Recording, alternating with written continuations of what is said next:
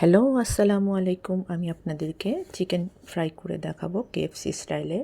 আমি এখানে কিছু পরিমাণ চিকেন নিয়েছি, এগুলো ধুয়ে পরিষ্কার করে নিয়েছি। এরপরে আমি একটা কাঁটা চামচ দিয়ে এগুলোকে সুন্দর করে পোক করে নেব।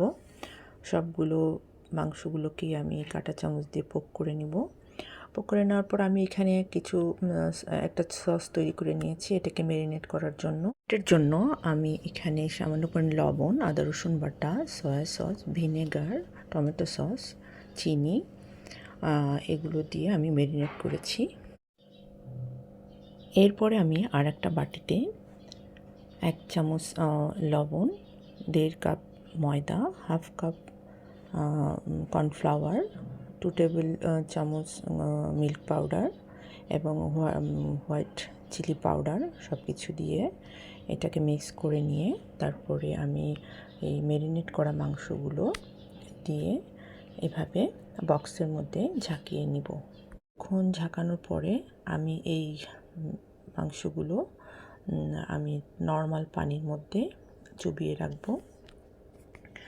চুবিয়ে রাখার পরে এগুলোকে আবার আমি একটু ঝাঁকিয়ে সুন্দর করে পানিটা সোক করে আবার সেই একই ময়দার মধ্যে আমি এগুলোকে দিয়ে দিব।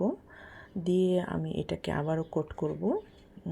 এটাকে আমি 2 বার কোট করেছি বক্সের মধ্যে এবং লাস্টবার আমি এটাকে নর্মালি আপনার হাতের মধ্যে ময়দার সাথে আমি কোট করেছি।